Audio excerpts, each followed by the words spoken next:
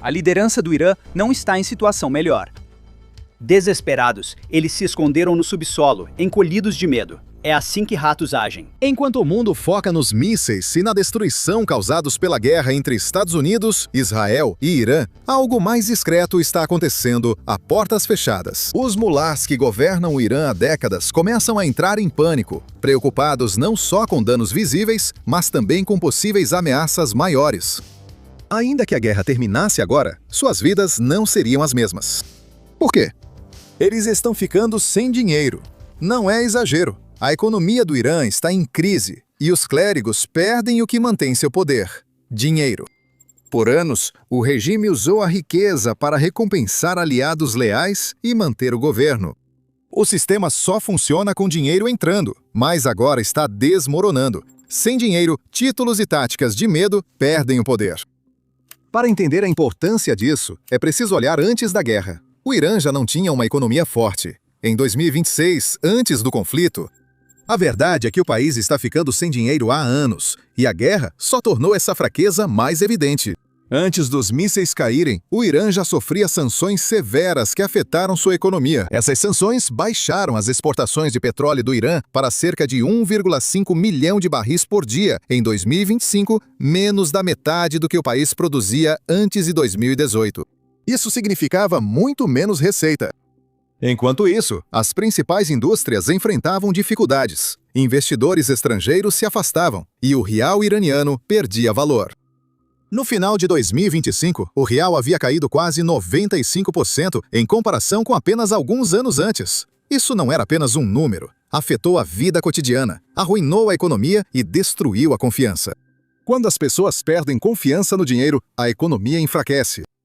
À medida que a confiança caía, os preços disparavam. A inflação subiu 50% em meados de 2025 e continuou piorando, chegando a 68% este ano. Para muitos iranianos, a crise já existia antes dos primeiros mísseis serem lançados.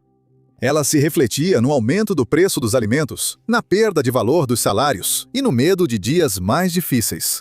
Isso torna a guerra tão prejudicial, embora não tenha causado o colapso. Ela pressionou um sistema já falho até o limite. A pressão se acumulava há anos. As sanções isolaram o Irã do sistema financeiro global, reduzindo investimentos e opções. O governo buscava soluções rápidas para questões complexas. A corrupção desviava recursos necessários à estabilidade. Estatais consumiam fundos com pouco retorno.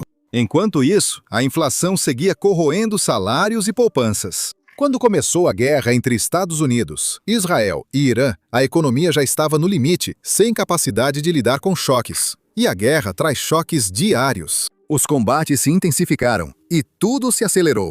A intensidade dos ataques, o ritmo dos combates e a pressão sobre a infraestrutura fizeram o Irã gastar dinheiro mais rápido do que recuperava. Isso não foi apenas um breve surto de conflito que um país pudesse simplesmente superar. Tem sido uma pressão constante. Cada resposta custou dinheiro. Cada ataque danificou algo valioso.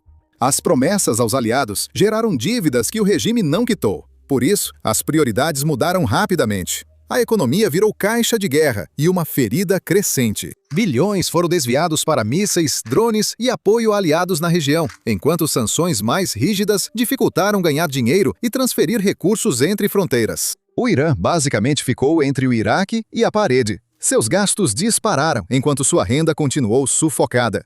Dá para ver o quão pouco espaço restou ao Irã olhando para suas reservas internacionais. Há 10 anos, o país tinha mais de 120 bilhões de dólares em reservas. Mas, recentemente, esse valor caiu para cerca de 20 a 30 bilhões de dólares. Isso não é uma queda normal, é um colapso no poder financeiro. Sem reservas, o governo tem muito pouca capacidade de defender a moeda, acalmar os mercados ou diminuir o impacto da inflação.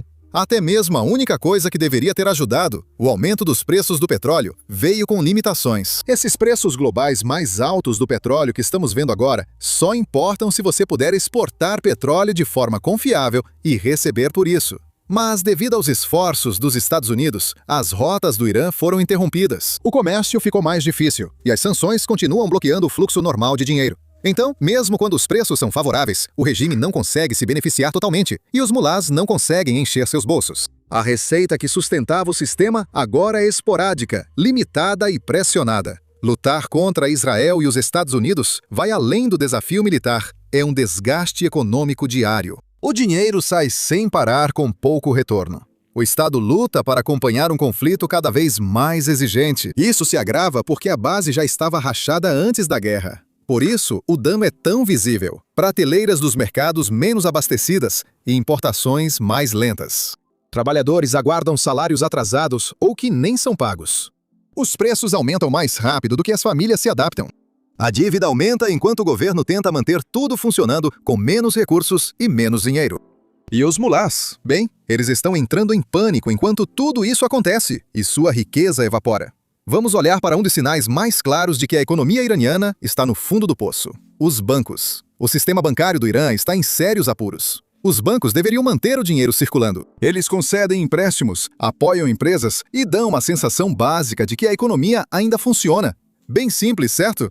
É assim que você sabe que quando os bancos começam a quebrar, existe uma crise de verdade. Esse ponto de virada ficou claro no final de 2025, quando o Banco Alend, um dos principais bancos privados do Irã, foi fechado. Seus depósitos e dívidas, cerca de 2,5 quatrilhões de reais, aproximadamente 5 bilhões de dólares, não sumiram. Eles foram transferidos para o Banco Melé, o maior banco estatal. À primeira vista, isso parecia um resgate. Na realidade, foi um sinal de alerta. O problema não foi resolvido, ele apenas mudou de lugar. A pressão de uma instituição em colapso foi apenas transferida para outro pilar do sistema. A causa do colapso do Alend revelou quanto o setor financeiro apodreceu. O banco era conhecido por empréstimos a partes relacionadas e desvio de dinheiro para projetos politicamente ligados, que nunca davam retorno. Ele investiu bilhões em projetos de prestígio como o Iran Mall, em Teherã, o maior shopping do mundo, que virou símbolo de excesso, não de receita sustentável. Ao mesmo tempo, Alend atraía depósitos oferecendo taxas de juros acima dos limites oficiais, criando um ciclo em que o dinheiro novo era usado para cobrir obrigações antigas. No fim de 2025, os passivos do banco subiram para 2,5 quatrilhões de reais, tornando-se um dos maiores fracassos financeiros da história do Irã. Quando quebrou, o Estado precisou arcar com os prejuízos. Mas essa solução só enfraqueceu ainda mais o Banco Melé. Ao invés de estabilizar o sistema, o regime concentrou o risco no maior banco, tornando a estrutura financeira ainda mais frágil. Para cobrir as perdas de Alend, criou-se dinheiro, agravando a inflação já superior a 45%. O real desabou, o desemprego subiu e a pobreza aumentou. Não foi só uma falha bancária, mas um reflexo do colapso econômico. Ao transferir passivos sem reformas, os mulás mostraram suas prioridades: proteger a riqueza da elite, mesmo levando o sistema ao colapso. A crise de Alend alertou para a ruína das finanças do Irã, e ele nem era o único ponto fraco. Outros bancos, como Cepa, Milat, Dey e Iran Zamin, também enfrentam forte pressão. O Cepa se destaca pelos laços com a Guarda Revolucionária. Não é só mais um banco, está envolvido em projetos militares e operações estatais. Se um banco desses vacila, o dano vai além das finanças e atinge a estrutura de segurança do regime. Mas por que são tão frágeis? A resposta é simples. Durante anos, eles foram sobrecarregados com empréstimos ruins. O dinheiro era dado para empresas estatais, projetos com conexões políticas e pessoas de dentro, cujos negócios muitas vezes não davam lucro de verdade. No papel, esses empréstimos parecem ativos. Na realidade, muitos deles nunca foram pagos de volta. Prejuízos são mascarados por truques contábeis e apoio estatal discreto, criando uma ilusão de solidez. Sem isso, a verdade é feia. Os bancos enfrentam dificuldades há tempos, enquanto mulás e clérigos se aproveitam deles como parasitas. Essa fraqueza impacta toda a economia. Com a perda de força dos bancos, o apoio ao crescimento diminui, os empréstimos cessam e empresas que dependem de crédito para importar mercadorias, pagar trabalhadores ou simplesmente sobreviver enfrentam dificuldades. A produção cai, a oferta reduz e os preços aumentam mais. Empregos desaparecem. O que inicia no setor bancário se espalha. Para as pessoas comuns, o efeito é imediato e as economias perdem valor rápido. Às vezes, o acesso às economias fica incerto, surgem atrasos nos saques e a confiança desaparece. Sem acreditar na segurança do dinheiro no banco, as pessoas o transferem para outro lugar, se possível. Alguns buscam dólares, outros compram ouro ou recorrem a mercados informais. Cada escolha faz sentido, mas enfraquece o sistema. Se você acompanha esse desastre econômico e quer mais análises antes que o real dispare, curta, inscreva-se no canal e ative as notificações. Quando o dinheiro acabar, você vai querer estar aqui para o encore. Vamos voltar ao assunto.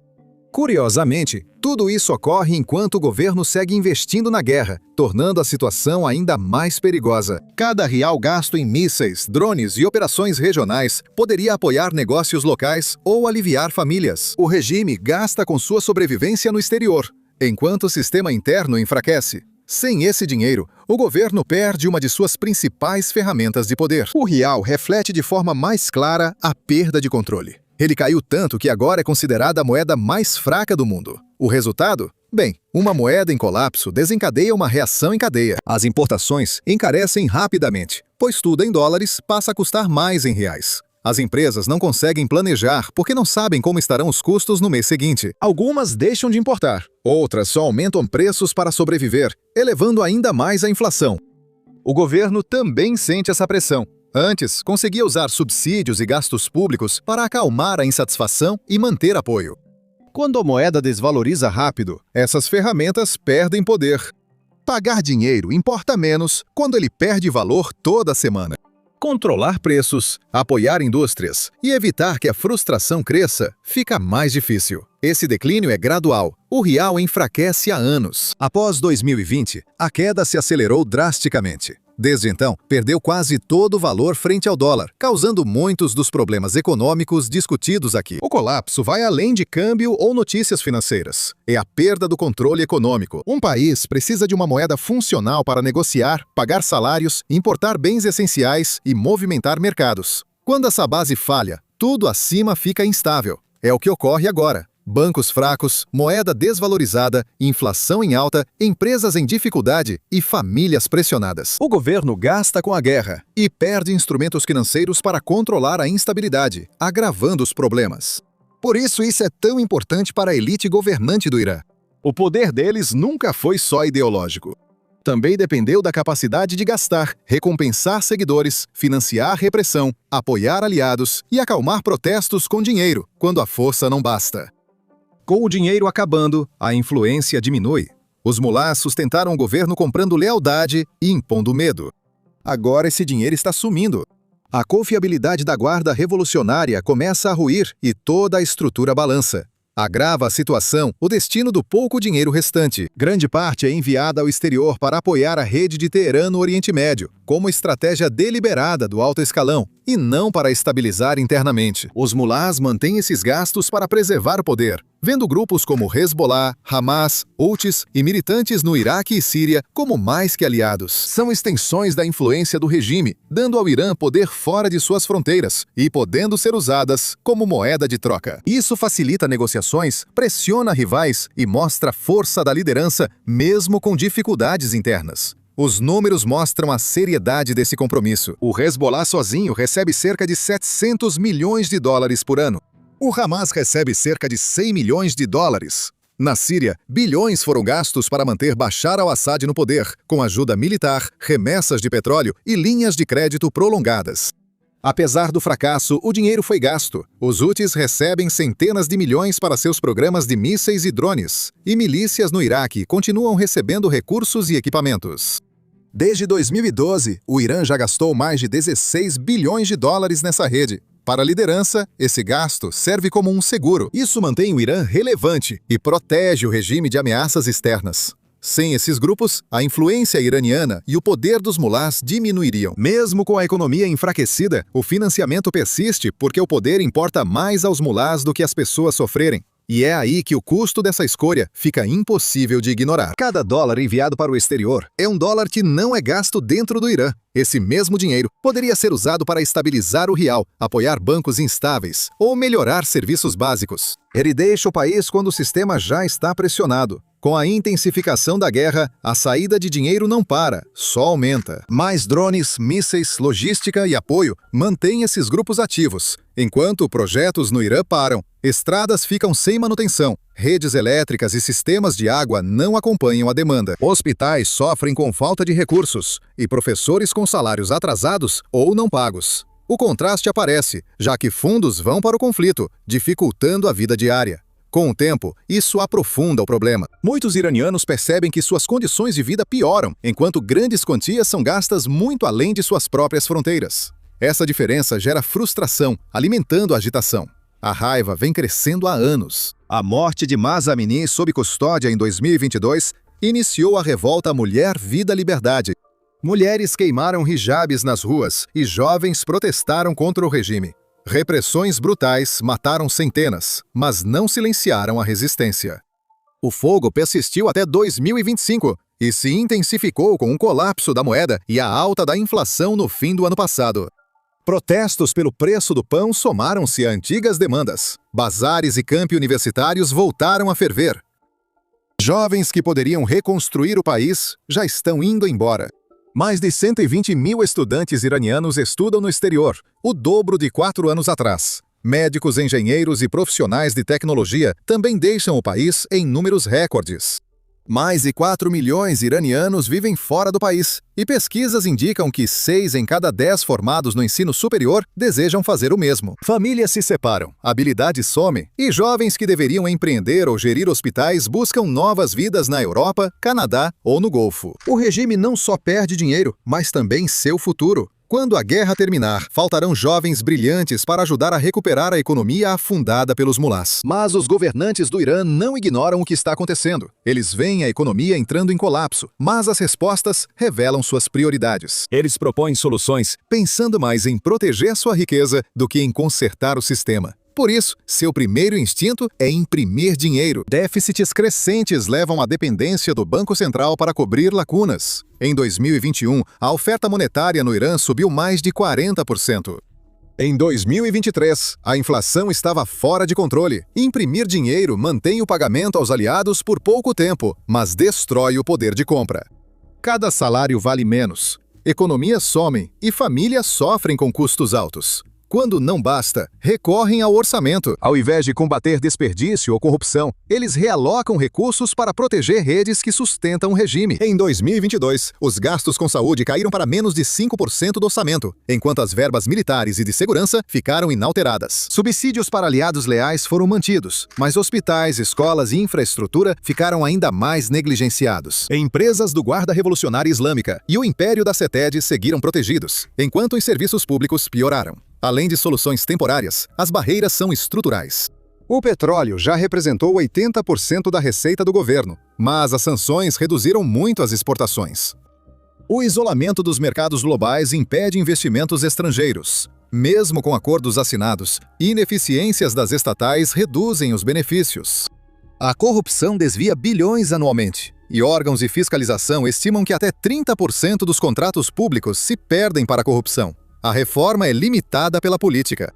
Mudanças que ameacem o controle clerical não são permitidas. Privatizações estagnam, reformas bancárias não avançam e a corrupção segue intocada, levando a uma dura verdade. Não há um caminho rápido ou fácil de volta. O sistema foi construído de uma forma que liga a saúde econômica diretamente ao controle político. Consertar um significa enfraquecer o outro. Enquanto essa troca permanecer, a verdadeira recuperação continuará fora de alcance.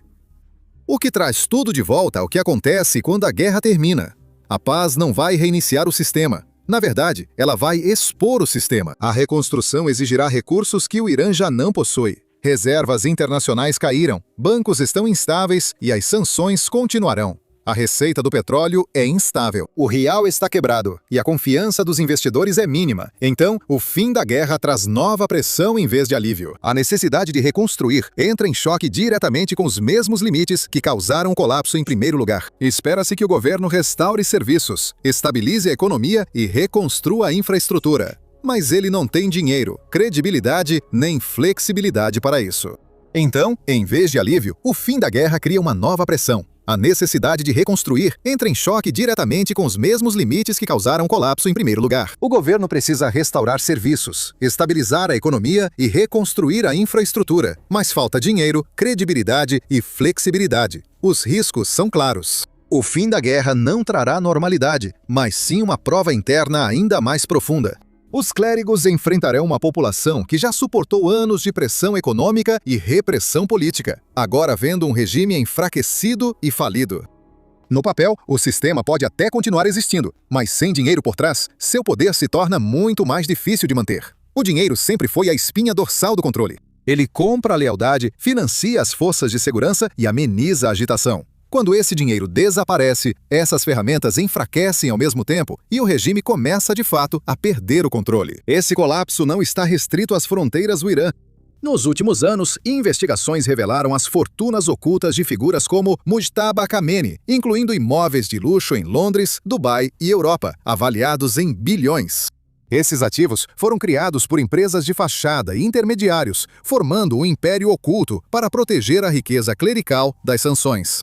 Mas esse escudo está rachando. Governos ocidentais passaram a congelar contas, sancionar intermediários e mirar bens ligados à família Khamenei. Destacam-se 2 pontos. Primeiro, os clérigos perdem a proteção externa. Bilhões em receitas estrangeiras estão congelados. Carteiras de criptomoedas ligadas a redes iranianas foram bloqueadas e o Império de Mojtaba está sob investigação. Segundo, sem acesso a esses ativos estrangeiros, o regime depende só de uma economia doméstica esvaziada. Imprimir dinheiro, transferir passivos bancários e cortar subsídios ganham tempo, mas não recuperam credibilidade nem restauram a força. Quando a guerra acabar, essa dupla perda será decisiva. Os mulás enfrentarão um país que exige reconstrução, com riqueza no exterior bloqueada e sistema doméstico em colapso. O campo de batalha está silencioso, mas o ajuste financeiro será ainda mais intenso. Esse acerto de contas vai tirar suas fortunas e pode também tirar seu poder. O que ocorrerá quando a guerra terminar e as elites ficarem sem dinheiro? Eles vão apenas retornar à vida civil e morar em bons apartamentos em Teherã? Quando falta dinheiro aos mulás, mudanças mais profundas começam. O medo que silenciou as pessoas por anos começa a enfraquecer. Por décadas foi imposto, não existiu sozinho.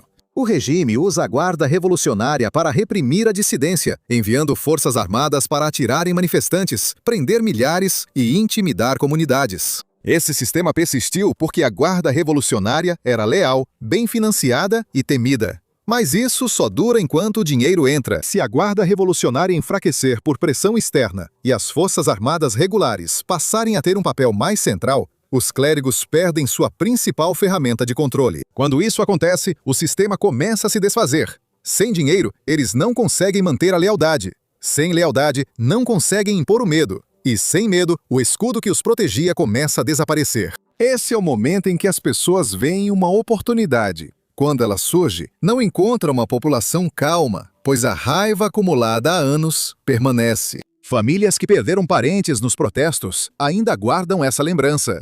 Trabalhadores que viram seus salários desmoronarem e estudantes que enfrentaram balas em vez de diálogo não esqueceram o que viveram. Essa frustração foi contida, não resolvida. Quando o regime não consegue mais pagar subsídios, financiar milícias ou estabilizar a moeda, a pressão se acumula. A história mostra como esses momentos podem mudar rapidamente. Na Romênia, em 1989, o regime de Ceausescu parecia estável, até que o exército se recusou a atirar em civis, levando ao seu colapso quase imediato. Na Líbia, em 2021, o controle de Gaddafi acabou rapidamente, quando suas redes financeiras e militares colapsaram. Em ambos os casos, a mudança foi rápida. Ela apareceu quando o sistema de controle falhou.